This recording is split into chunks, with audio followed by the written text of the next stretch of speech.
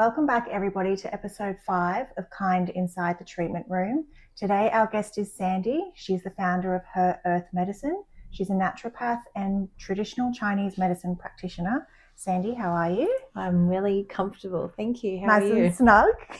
So snug.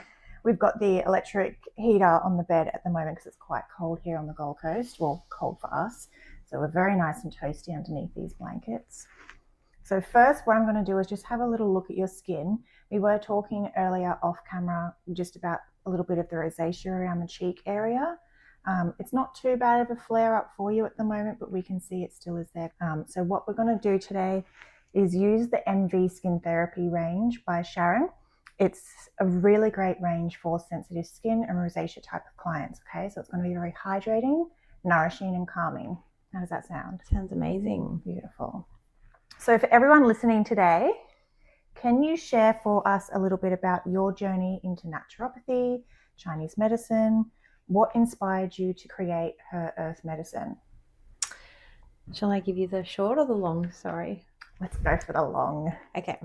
So when I was around 9, I actually got taken to this guru, I call him, and he did some acupuncture on me. It was basically for like back pain and constipation, and the doctors weren't able to help me. So mum and dad took me there.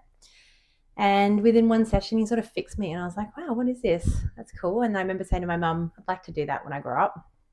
And then again, period stuff came up when I was 15, and I saw another naturopath, and she looked in my eyes and made me some herbs, and she did some lymphatic massage on me actually. And she put me on a chronic detox. I remember like having a lot of diarrhea with what she gave me, but I basically was developing endo and fixed me. So I sort of knew at a really young age that this is what I wanted to do. And I was fortunate enough to be able to go and study it straight out of high school. And actually at that time, my dad had been diagnosed with non-Hodgkin's lymphoma cancer. So I was also going with him to a naturopath appointment where they were doing live blood and detox and all that sort of stuff. So lots of exposure at a really young age. And so I studied both naturopathy and Chinese medicine because I knew Paul, the guy, had seen that like he had done the combination. It wasn't just doing one modality, which was good because I was young and I was adrenally able, living at home, you know, to just to thrash myself through uni. And by 21, I was fully qualified. And I then decided to go to China and study in the source. Yeah. At 21? Yep. So I went to China for 6 months, and 3 months I stayed. It was actually really funny because I really didn't know what I was getting myself into. I stayed in a martial arts academy. So I thought it was going to be more Chinese medicine, but it was a lot of Tai Chi, Qigong, Kung Fu, like full on training. And then it was, you know, Chinese medicine, a little bit an acupuncture and stuff. But it was really cool to really tie all the elements in because Chinese medicine is about the 5 elements. And it's a lifestyle. It's not just a medicine in China. So that really tied it all in really nicely. And I got to have a really deep understanding about the medicine being there. And then after that, I went to Beijing and I studied in the Chinese hospital. And that was like such an eye-opener because I was seeing people with gangrene legs because a lot of smokers in China, diabetics, and just crazy stuff that you would never see be treated in Australia ever, being treated with acupuncture. And I was like, wow, this is insane. A lot of, they call it wind stroke in China too. So obviously the wind is freezing cold in winter and people get facial paralysis. So I got a lot of exposure to treating facial paralysis stuff with the acupuncture. And even myself, when I was in China, I had this really excruciating pain come up a couple of times. And I was like, oh my gosh, is this my appendix? And the Chinese doctor gave me some herbs and basically I was fine. So I came back to Australia, went to hospital again, to the ED, and they removed my appendix. And then they said to me, oh, it wasn't your appendix. You've got a golf ball size ovarian cyst. You need to go see a gynecologist. And I was like, you just took my appendix. Anyway. What do you mean it wasn't the appendix? That's crazy. Yeah. So I thought, well, you know what? I've just learnt all this stuff for 4 years, spent 6 months in China. I'm going to just treat myself. And so it's sort of how I fell into doing the women's health sort of thing. Okay, yeah. So you've had quite a lot of hands-on experience from such a young age, which is really interesting. I love that. When you talk about going deeper into women's health, what was it in particular? Was it more just like your own experience that were like, yep, I want to help other women who are struggling with these issues? It's just sort of things you see along the way. So after I actually worked for a couple of years with the guy, Paul, that treated me when I was 9 years old. And then I took a job to go work in Bangkok. So in Bangkok, I was seeing a lot of older women for fertility stuff. So they were like working women that had sort of really focused on their career and then gone, okay, I need to have a baby. And so I just fell into working a lot with like the fertility side of things then. And I was also seeing lots of children in Bangkok because I was like the only naturopath basically.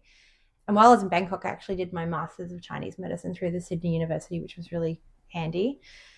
And I actually fell pregnant after working in Bangkok for almost 4 years myself. And so came back to Australia, and because I'd done my Masters, I got a job teaching at the college. And I started teaching pediatrics. So I started working a little bit more with children and doing clinic supervisor, and then just sort of seeing women that were postnatal. It was sort of like, I feel like the phases of my life almost. You attract a lot of the things that you have going on. And I've worked with all sorts of different things with women's health. And a lot of it I kind of bring back to gut health as well. I love to work with the gut. But there's not much I haven't worked with women. And I love men too, but I think women are just more complex. We are, aren't we? There's so much more to learn. Complex beings, yes.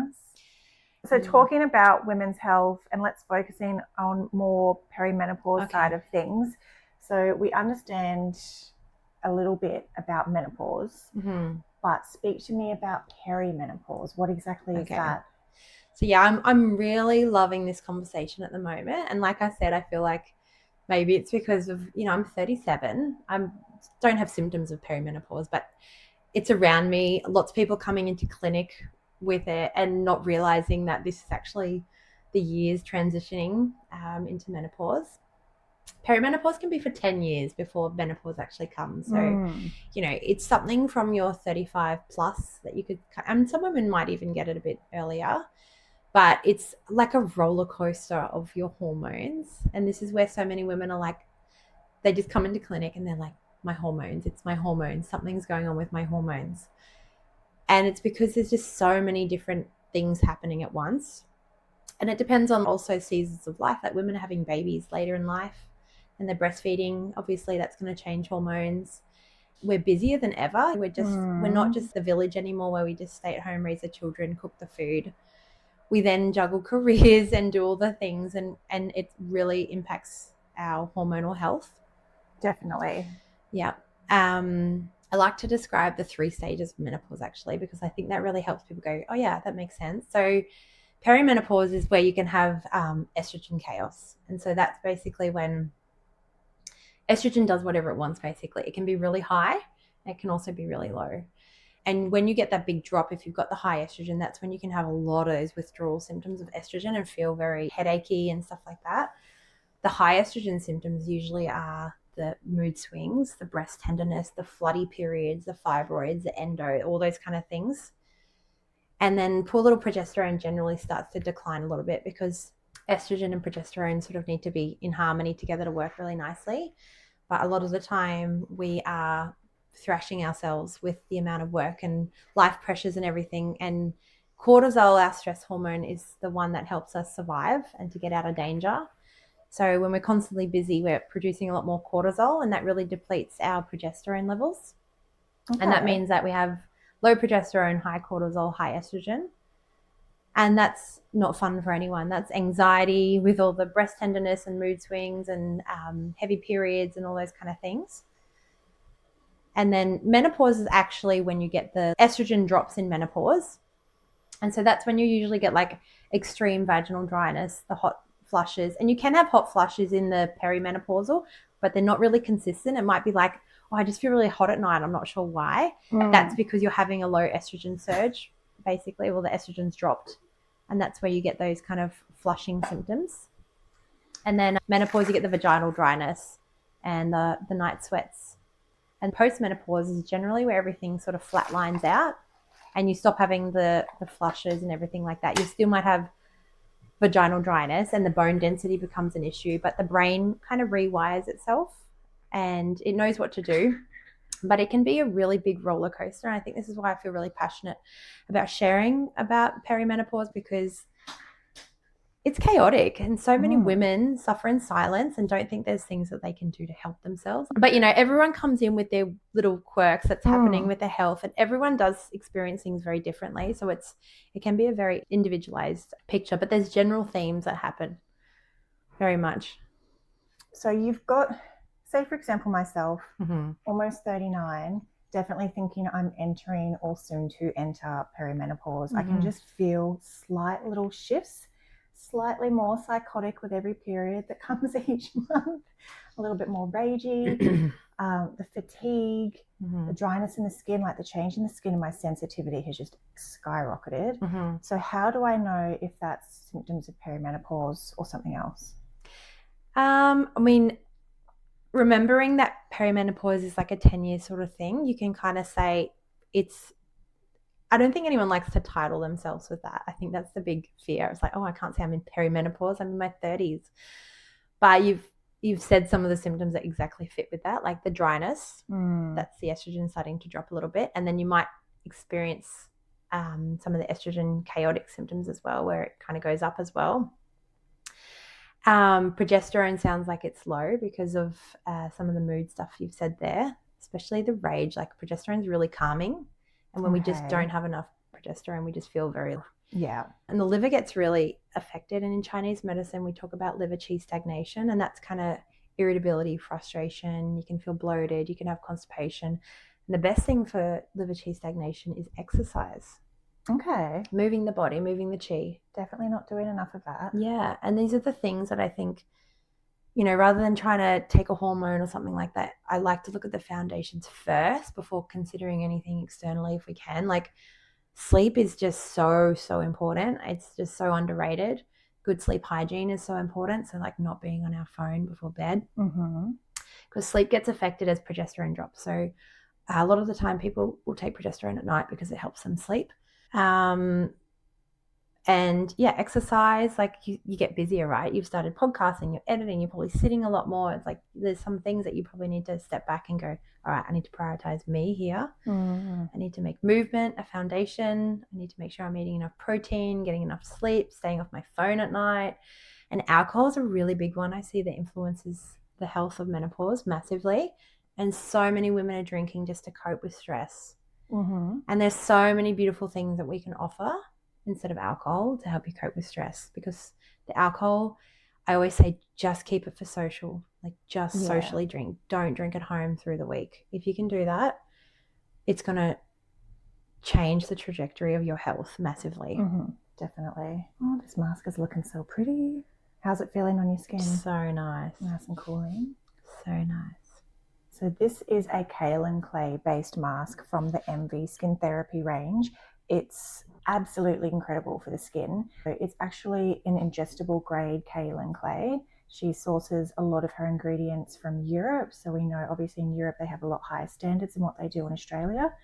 So it's very clean, very natural, and it's just going to make your skin feel very refined. As I mentioned earlier, a light micro exfoliating, not too much for your skin, but enough to make it feel nice and refined and smooth, but also quite hydrated at the same time. So good. How often would you do this?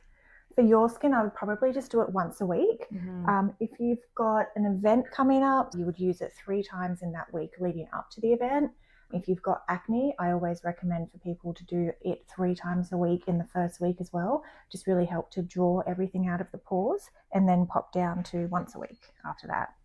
Yeah, because I definitely think congestion is something, like I've got big pores, and I know you've said cleanse longer, and I'm like, oh, I'm so... In your head, you're like, ain't nobody got time for that. No. I'm not doing that.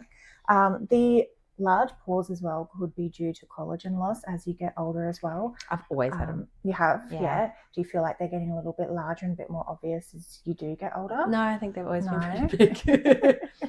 If you were to go down like the laser genesis route, that would actually be really good for them, because it's one good way to help. I did do like 5 sessions. You did? Yeah. Otherwise, skin needling. Okay. Skin needling is really good to help the health of the skin, and the cells just communicate better, but also helping to repair that collagen loss that's around the pores, just to make them appear smaller. All right, so we're going to wet pack that mask. So as I'm wet packing this mask down, because we don't want it to dry, can you let me know, so you mentioned that perimenopause is a 10-year, I guess, what would you call it? A 10-year journey? Mm-hmm. What would people in their 20s and early 30s be able to do to help prepare their bodies for what's to come? That's a good question. I think a lot of people just need to consider how they treat their body, and look at it more of as a temple rather than a workhorse. Exercise is very important. It's probably the most important thing we can do for our health is exercise. I would even say it's probably more important than nutrition. Why is that? It just has so many benefits to exercise, metabolic, for our brain, moving the blood. Nutrition is there. I mean, it's very hard to say one or the other, right? But it's just to try and emphasize that if you're not exercising, you need to exercise. Yeah. It is so important. There's more to exercise than just getting fit and building muscles. 100%. Yeah. It helps so many things. Who has ever exercised and so they don't feel better afterwards, you know? It's got so many benefits. But I think there's a big movement for like HIIT training and those kind of like really intense cardios, which can work for some women, but I find a lot of women, it burns them out.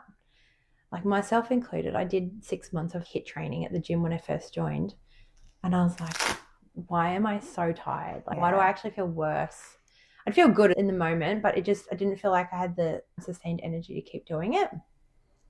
Doesn't it also spike your cortisol, that high intensity training? Yeah. So that's kind of where it comes back to. I actually think it's very important to just do something you love. So if you love HIIT training and it works for you, great. Especially if, you know, and some mothers thrive off that kind of thing. Maybe it's like a 45-minute thing. They can just go and get it done. They come back, they feel like they've sweat. That works for them, but it doesn't work for everyone. I think like a nice slow weight training, you know, good movement, or maybe yoga is your thing, or Pilates. Pilates is fantastic. You know, I'm currently doing jiu-jitsu at 37. You know, I've been doing it for a year now and I'm loving it, like getting injured. So yeah, but it's like, I'm like, we all need our release. Yeah. And I think it's just so important to exercise with enjoyment. Yeah. Beautiful. That's probably the biggest thing. And then obviously really think about your diet. I think on the Gold Coast, people are pretty health conscious. So here it's like most of my clients are really healthy, to be honest. And it's like tweaking little things. But, you know, I have to also remember that not everyone's like the Gold Coast or the healthy people on the Gold Coast. And some people are still having, you know, just toast for breakfast and a coffee, or not even having breakfast and just having a coffee and then whatever for lunch and then pasta for dinner. And that's really not giving them nutritional value. Like they really need to look at their fiber intake is very, very important, because fiber feeds the good bacteria in our gut, and our gut bacteria actually help to metabolize our estrogen. It's called the estrobolome. Okay. Very important. And then also protein is very, very important. Give or take how much protein we should have, probably at least around a 1 gram to 1 kilo body weight. So if you weigh, and I'd probably say it probably needs to be a lot more than that, to be honest, but sometimes people are not even hitting that. So you can always use ChatGPT to find out about your protein and where you can get it from. If people find it too hard, I'm like, just ChatGPT it. It's so easy. Focusing around good quality fiber and lots of prebiotic fibers in there, and then good quality protein. And then I think oils, they come in quite easily if you're cooking anyway, if you're using good quality olive oil and then a bit of avocado, and it's not hard to get a bit of good oil in there. But diet and exercise, and then stress and doing things that you really enjoy. So if you're working in a job that just you hate every day, that's just driving your cortisol. And these are the things that are going to slowly build up over time and really impact as you do start transitioning. Okay. It's just getting those foundations right, and then making sure you're hydrating your body and hydrating your cells. And especially when you start getting the dryness symptoms, hydration's a big one. And caffeine is also a really big one. I think a lot of people just overconsume caffeine. Look, I admit, when I was lecturing, because I was lecturing when the kids were young, I was teaching at the uni, and I was like coffee for breakfast, but I was like awake all night with babies that didn't sleep, breastfeeding, and then going in to teach a uni class. And I get it. There's a season of women's life where they probably are dependent on that. And if you take their coffee away, they're going to kill you. Oh, yeah.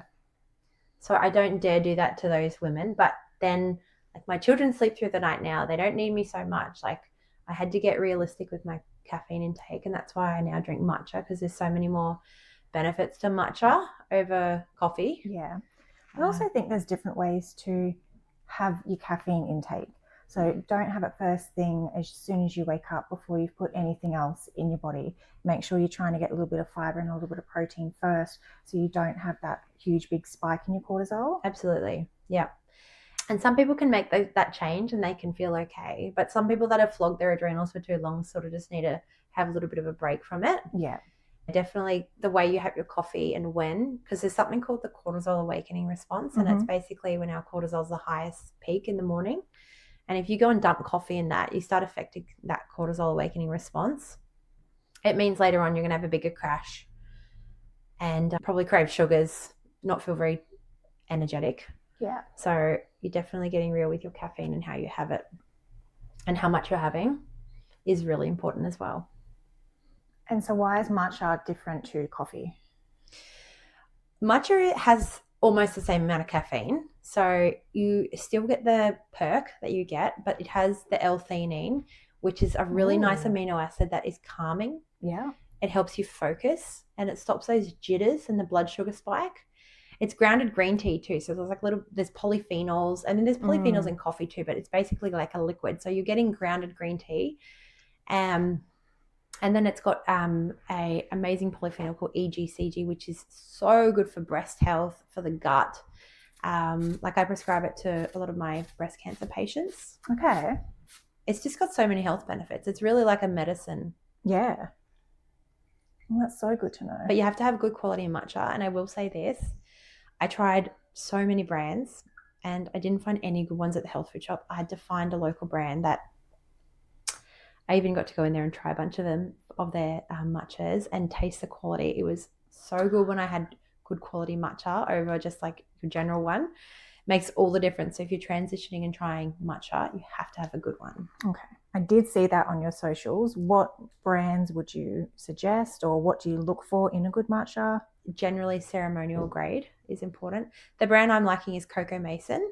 There are a couple other brands. There's one at the Hotter Market on the Gold Coast, and that's called Tao Brew. There's a few other good quality brands, but you pay for it. Like, I think it's a couple $100 for a bag of good quality matcha, but it lasts ages.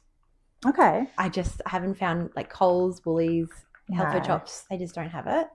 So it is very important if you want to drink it to find a good quality one, or otherwise you just won't enjoy it. So yes, check out my socials because I share more on my matcha on there. Perfect. So how important is stress management in preventing or easing perimenopause symptoms? So what's happening is we're ovulating less, right, when we go into menopause. So that's basically what's happening is you're not going to be producing progesterone as much because you're ovulating less. And like I said before, progesterone is that calming hormone. It makes us feel like we have our shit together. It's like that part of your cycle where you're like, oh, I feel good. Yeah. It's because your progesterone's those doing 1 its to thing. 2 days of the whole month where you're just like, I feel human. And stress opposes estrogen, basically. Yeah. They call it a pregnenolone steal. Basically, it's when you're prioritizing survival over sex and reproduction, which makes sense, right? Yeah. Who's going to bring a baby into the world if you're about to be eaten by a tiger? Very true. So if you want to feel good, you want to try and produce progesterone. And so you want to try and ovulate as much as you can. And it generally can be up to 3 months. Like, the stress can affect your cycle for 3 months, especially chronic stresses like loss or divorce, those kind of things that happen a lot in the perimenopausal age. And so coping mechanisms is really important with stress, because women will feel stressed and tired, so they're going to have more coffee, or they'll need alcohol at night to sleep, and their sleep starts becoming interrupted because of the alcohol.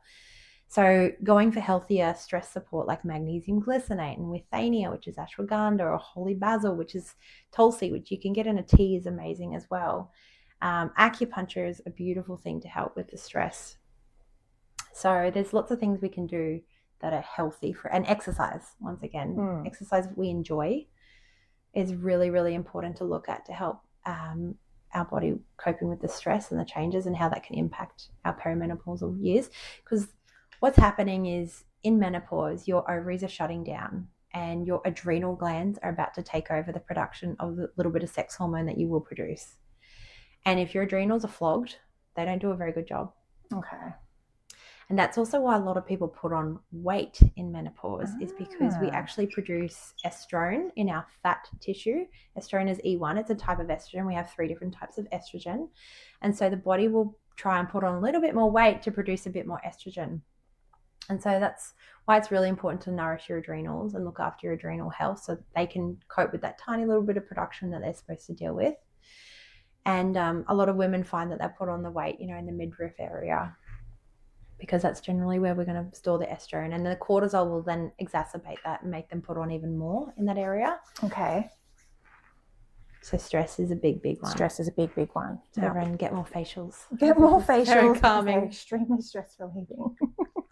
Talking about facials, tell me a little bit about the perimenopause link with the skin, because I do notice that a lot of people come to see me and there's a couple of symptoms that they name, but one of them is I've noticed big changes in my skin and nothing has changed. I think I'm about to go into perimenopause. Can you tell me a little bit more about that? Are they saying they're dry? The dryness, the redness, the sensitivity, and on occasions, the breakouts. Okay. So estrogen, I feel like estrogen's had like a really bad rap, estrogen dominance. And, I'm like, oh my God, estrogen is the best. Estrogen makes our skin plump. It makes it hydrated. It makes our boobs full. It makes our brain work. Like we feel like we can think. So estrogen's actually got so many, it's good for our bones. But when there's too much, that's when you get the estrogen chaotic symptoms, and when there's not enough, you prune up. Okay. So you start getting all the vascular changes. So vascular changes in the skin, but they're also happening in the metabolism as well. So you'll start seeing women have changes in their cholesterol levels, in their brain and cognition. Brain fog is a big one that also gets affected with that. I know we're talking about skin, but I'm just trying to give you the bigger picture. That's all right. So estrogen is super supportive for that. So there's things you can do to start putting a little bit of gentle, natural estrogen support back into the body, and that's eating estrogen or phytoestrogenic foods. Yes.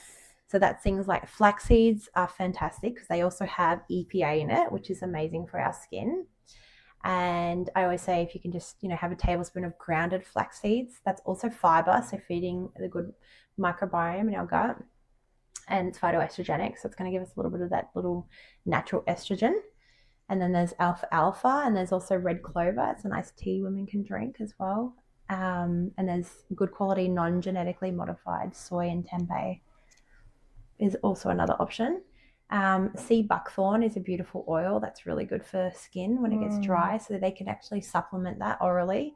And if they're getting dry skin, they may even start having a dry vagina and just might not be telling you that because you're getting a facial. But so sea buckthorn for the vagina is really good as well. And it's something I always talk about with my ladies. I say, as you're moisturizing your face, just give your vagina a little bit of a moisturize as well. Definitely. And you can just use a good quality sea buckthorn or jojoba. Is that how you say it? Jojoba? Yeah. That's another one.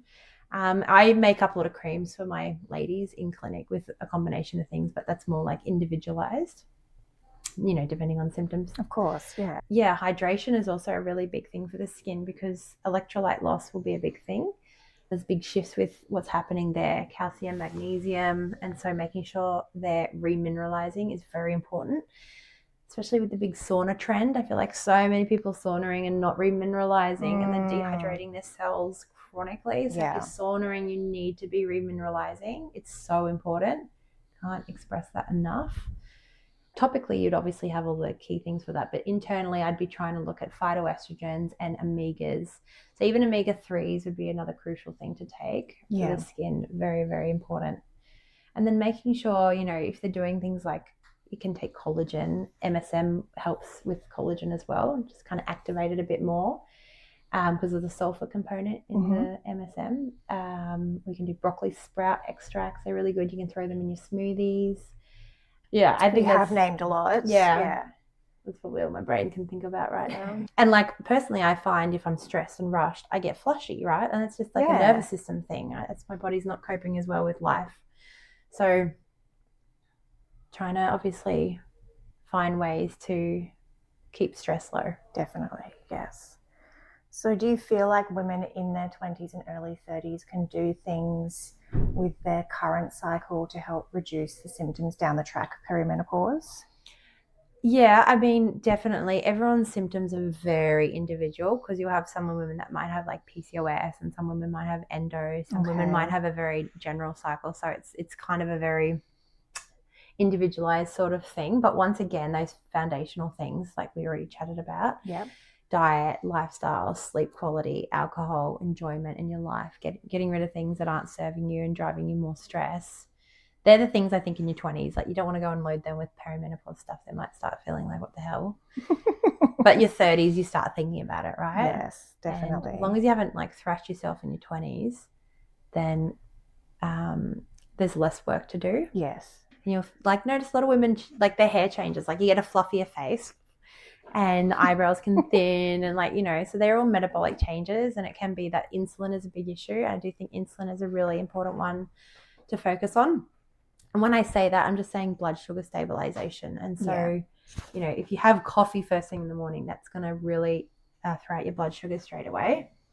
Or if you're having just a piece of toast for breakfast, it's going to throw out your blood sugars.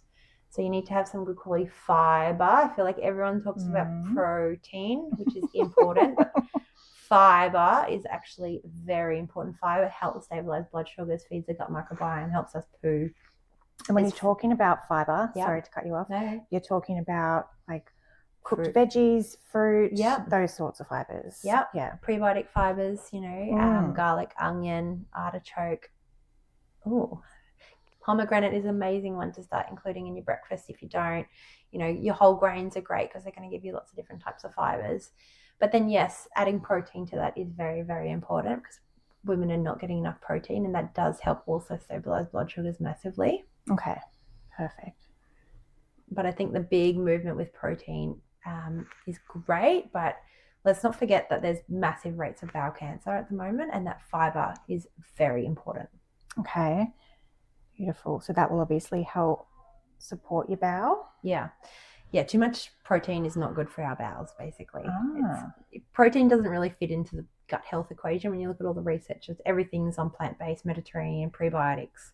Protein is for metabolic health, so it helps with your blood sugars, your brain function, growing muscles, your hormones, but it's not really a huge one. Like, it does help with gut barrier function. Yeah. But it doesn't feed anything in your gut, let's just say that, besides some of the bad bugs sometimes. So it's so important, protein, but it's not, do not just have a protein only breakfast is what I'm trying to get at. Right. A protein only lunch, you know, you need to make sure there is a good amount of fiber in your diet. Okay. So that's like a deep cleanse, sort of thing. As deep as we can go for your skin. Yeah. No, I get that too. Because I feel like that's my issue is I don't cleanse enough. And so maybe then my stuff doesn't go in enough. So we definitely spent longer cleansing. We started off with an oil cleanser with jojoba oil, and then we went in with the cream cleanser after that, removed it with a nice muslin cotton cloth. We just sprayed your skin with a marine mist just to help rehydrate before we put the kale and clay mask on. Okay. And because that can be refining, we do want to pop the hydration back into that. So the next thing that we applied was the oxygen rubber mask, the alginate mask that you could feel going on, and you felt that setting. So that was an alginated mask.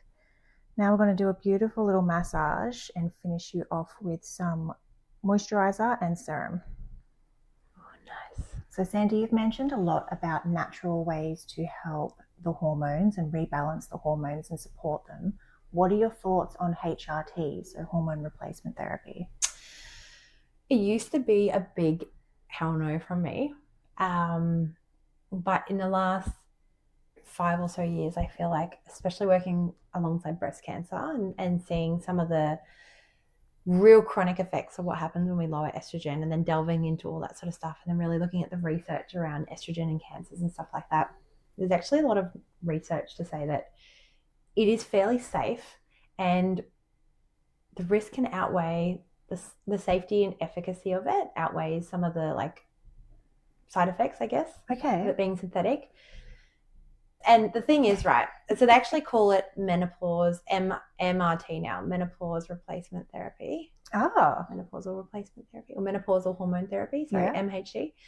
So years ago, I was always like a big hell no, but I've looked into a lot of the research over the last, 5 or 6 years, especially working with breast cancers, and there seems to actually be a lot of benefits to it, to be honest, because what can happen is, and it's not for everyone, like it probably won't be for me, and it's not for many women that want to be completely natural, but some women suffer so bad through menopause and hormones. They could be on 20 supplements, and hormones are the only thing that stop everything, because the issue is, so maybe not in perimenopause, sometimes in perimenopause some progesterone can be good, micronized progesterone, so it's like a bioidentical progesterone, and that's generally all that's kind of needed in the perimenopausal state. But in menopause itself, when they start having those very low estrogen symptoms, sometimes some vaginal estrogen in a cream can be a godsend. Because what can happen is you don't just have hot flushes, you have vaginal dryness severely that you can't have sex because you get an infection or a UTI every time you do. And then you need antibiotics for the UTI. And then your cholesterol starts going up and your blood pressure starts going up. And then you're on a blood pressure medication and a statin for your cholesterol. And then, do you know what I mean? And there starts being a myriad of different pharmaceuticals now getting involved because of the loss of estrogen. So it's like, is it better to be on 3 to 5 pharmaceuticals versus a little bit of vaginal estrogen? Maybe not. And the thing is, whenever I'm working with women that do any MHT, so menopause hormonal therapy, I'm always checking how they detoxify their estrogen. So that's a priority to me. I will not ever recommend a woman do that if I haven't seen a Dutch test, it's called. So a Dutch test is where I look at their metabolism of their estrogen and progesterone and their cortisol, testosterone, DHEA, and we can see kind of how their body's dealing with things. Are they clearing it safely? Do we need to work on their clearance if it's going down a pathway that's not a safe pathway that can cause DNA damage or proliferation? Then it may be not for them as well. And sometimes we can work through shifting that and clearing it safely. So it's not just saying, go get a cream and take it. It's about, okay, what are we doing to really support your body while you do that? Okay. And, that really can be a lot easier for women than taking so many supplements, because sometimes it is just a little bit of vaginal estrogen and body identical progesterone, and then maybe they only need some fish oils and a few other things rather than so many different supplements. Also, I have worked with so many women where we don't need to go down that pathway, and there are lots of natural things we can do and they feel really good doing it. But it's not something I'm opposing to anymore. I used to not really be a big fan of hormones, synthetic hormones, but they have a place for sure. And the research says and does clearly state that they don't influence, a lot of the dangerous things that we are concerned with, especially if you are checking those metabolites and seeing how we clear our estrogen and progesterone, making sure that's all detoxifying really safely. I think it's good to know that when you go see a naturopath, they're not just pushing herbs, supplements, minerals, all those sorts of things on you. You do have an understanding of the importance of medication does have its place in the world somewhere. Yeah, absolutely. I think we need to bridge the gap. And, Definitely. There's lots of doctors that are now, especially hormonal doctors, they kind of using a lot of the time, if they put women on estrogen or progesterone, they'll get given a DIM supplement or something like that alongside it, or I3C, or maybe some calcium D-glucarate. So even some of the integrative hormone doctors are thinking a little bit like us as well, which is really great to see. So the gap is sort of bridging a little bit. So you've mentioned so many great things about perimenopause, hormones, menopause, insulin, those sorts of things. It isn't the sole thing that you treat at Her Earth Medicine. I came across you as a referral from a client of mine. She was seeing you for her little daughter. My son at the time was 9. He had a few issues, so we went and saw you. And then I went and saw you for my thyroid issues. You've got such a vast amount of knowledge. What else do you treat at Her Earth Medicine? It's not much. I'm not a generalist. Women is what I always say I work with women, okay. But I've worked with children always as well, so I just don't push and promote that's a huge amount. They just come naturally.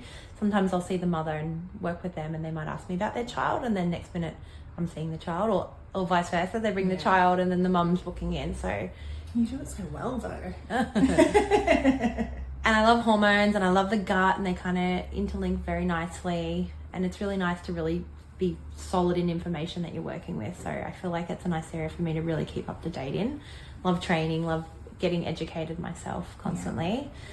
And I do dabble a little bit with some breast, prostate and bowel cancer, but it's definitely not an area I would say I specialize in, because it takes a lot of mental clarity and energy, and I love working with my patients that I do there. But my main area is working with women, for sure. And that's from fertility, postnatal, perimenopause, menopause, vaginal issues, and everything that comes in between. And a lot of time women just come in and they're like, I just don't feel like myself. I don't know who I am. I'm gaining weight, feel like crap. And there's no diagnosis to it. It's not like they're coming in with PCOS or endo.